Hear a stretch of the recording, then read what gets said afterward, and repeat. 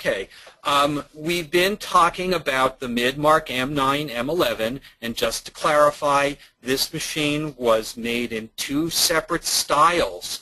We kind of refer to them as an older style and a newer style. The older style has red LEDs as a display. The newer style has a green liquid crystal display. And if you are ever going to go to one of these machines and you need to figure out which machine we're talking about, they can identify it by whether it's got red LEDs or a green liquid crystal display. It's pretty easy for the users to tell that. The red LED displays are the Midmark versions -001 through 019. The green liquid crystal display is the versions -020 through -022. And we're going to be looking at this version for the rest of the procedure, the rest of this program. Okay. So, we're going to talk about running a typical cycle on this Midmark -20 M9 or M11. The first part of the cycle would be the filling of the chamber. Basically what we've done is we are going to, we've got the doors sealed, and we're going to pick a cycle. The machine is going to automatically open the valve, and it's going to allow water to flow from the reservoir into the chamber. This water level is set by a device mounted in the back of the chamber called a water level sensor. The water will rise until it touches the water level sensor, which completes a circuit within the electronics of the machine and shuts the valve. Now, going through the process of starting the machine, we're going to select a cycle, and as you can see here, we are selecting an unwrapped cycle. That unwrapped cycle will run at 270 degrees Fahrenheit for 3 minutes. In order to start the cycle, we have to have the door closed, water in the reservoir, and we have to hit the start button. And that's exactly what we're doing here. So we are looking at the machine. The next thing that the machine tells us is that it's filling the chamber. And we have an elapsed clock that we started on the left-hand side of your screen, so you can have an idea how far we've gone into the cycle. Okay, so it's taken about 20 seconds. The water has filled into the chamber. The water level sensor has been triggered, and we get a message saying that the chamber is now full. The machine will now go into its second phase, which is heating the water. This process starts the generation of steam, and we will be allowing that steam to build up within the chamber, and we will be moving some of that steam out of the chamber to clean the air and any light steam out of the way. Now, this is different from the Midmark M9 M11 01s through 19s, as we no longer are using the bellows we were talking about earlier. We actually now have a valve that takes the place of a bellows. It has to be opened periodically during the heat-up phase to allow that trapped air and steam to come out of the reservoir, out of the chamber. One thing that we don't have illustrated on this slide, there's a safety relief valve mounted on the top of the chamber. Should something happen within this chamber that allows the steam to become overpressurized, that safety relief valve would release and that would prevent anyone from being hurt or the door blowing open or something bad happening. So what we're going to do now is I'm going to play a little audio clip of what the machine sounds like as that valve is being released.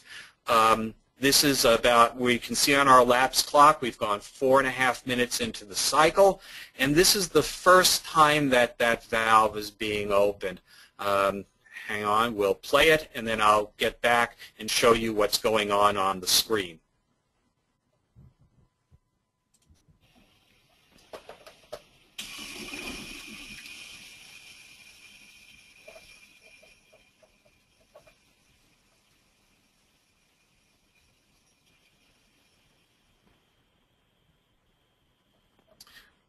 Okay, so we've opened the valve and released the steam. Now, what you would normally see on the screen is the pressure taking a drop. I think you probably saw it went from about 10 psi down to about 8 psi, and as it came back up again, we've reheated, we've allowed the water in the chamber to flash to steam. We've built up more pressure within the chamber. We haven't built up a lot of heat yet.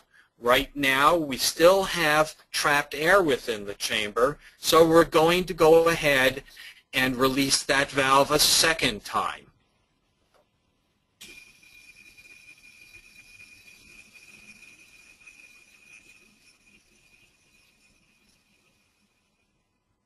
And again, we're going to show you visually what happens as that valve opens. Right now we're at 13.6 psi. The steam pressure is going to drop, but the temperature isn't going to change very much as the mass of the steel within the chamber kind of acts as a heat sink. So we really don't change temperature very much, but you can definitely see the pressure going down. We're going to do that a third time to ensure that all of the trapped air is gone.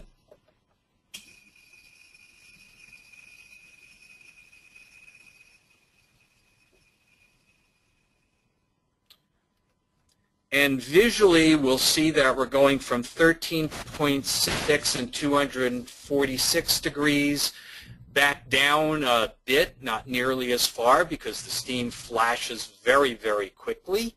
And now we're going to be building up actually towards our sterilization temperature.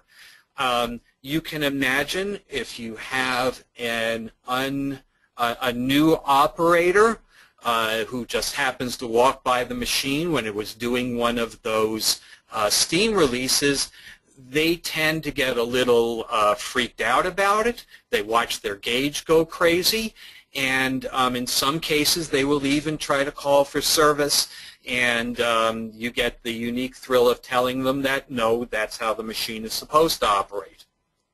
So now we're going to continue heating to, we're at 8 minutes 27 seconds. We're going to continue heating until we reach the sterilization point. That means we have met the requirements of the program for both temperature and pressure. And the way that is determined, there is a temperature sensor mounted in the back of the chamber. And we also have a line to a pressure sensor that's mounted on the circuit board. Both of those pieces of information are used by the microprocessor on the circuit board to determine whether the machine has actually reached sterilization. When we do that, what we'll see, and now we've gone to 12 minutes, the machine has met what the requirements were for the cycle. It's at 271 degrees Fahrenheit, and we are at 28.6 psi, and the machine will automatically start a 3-minute cycle count. Okay, we've actually completed the 3 minutes of sterilization exposure. The machine was continued along at somewhere between 271, and now we can see we've gotten a little bit hotter to 273 degrees, and we're at 29 psi, perfectly exposed sterilization cycle for an unwrapped PAX. We're going to move on to the next step in the process is when we vent the steam from the chamber. Okay, so what happens now is the machine automatically opens up the vent solenoid, and we use the steam within the chamber to force any water that's in the bottom of the chamber, as well as the steam, back through this fitting, through the vent valve, into the reservoir where there is a condensing coil, and that steam is turned back into water for our next opportunity, for the next cycle. And just to kind of put something so you can hear what it sounds like, we have a little sound clip of the machine actually venting.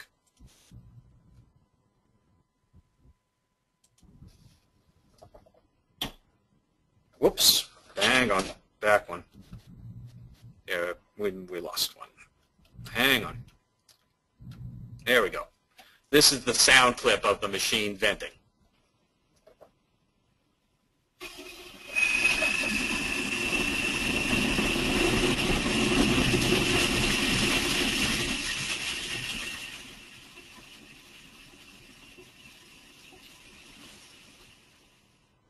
And what you would visually see while that process was going on, the temperature would be dropping, the pressure would be dropping, until we reach the point that the pressure has reached 0 psi, and we are ready to now automatically open up the door. The Midmark M9 M11 does have an automatic door opener that does what's called open air drying. The machine will actually release the door, some steam will come out, and it will make a sound something like this. And that was the loud thunk of the door opening. Normally you would see some small amount of steam escaping the machine, and there might even be a little bit of condensed water on the bottom. And then this is going to dry as part of our cycle for 5 minutes. It's a countdown timer. We're just going to let it proceed. We're now at 17 minutes on our cycle count. And when that's finished, we will have gotten to 22 minutes, and the machine will make a noise telling the operator it has finished.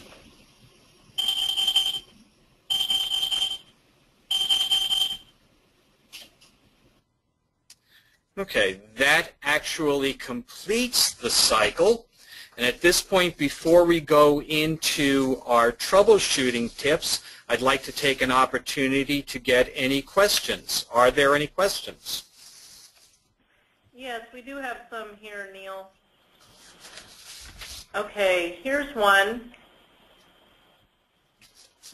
Is there any difference between your Pelton and Crane cleaner and your Midmark cleaner? Absolutely, and a really great question. All of the cleaning products designed for sterilizers are unique to the manufacturer of the sterilizer. Different manufacturers use different materials and different processes. The cleaners are designed to only work with their style machines. Our Midmark cleaner should only be used with a Midmark machine. The Pelton cleaner should only be used in a Pelton machine. Tuttenauer cleaner should only be used in a Tuttenauer. You do not want to interchange them. Damage to the machine can occur, or damage to the stainless steel of the chambers or to the valve seats and various parts of the system. Okay, our next question, what are the symptoms to look for to see if the air vent valve is faulty? The air vent valve is designed to remove cold air and cool steam off of the chamber. So you want to first of all actually hear or see it activated. You want to see the steam pressure dropping.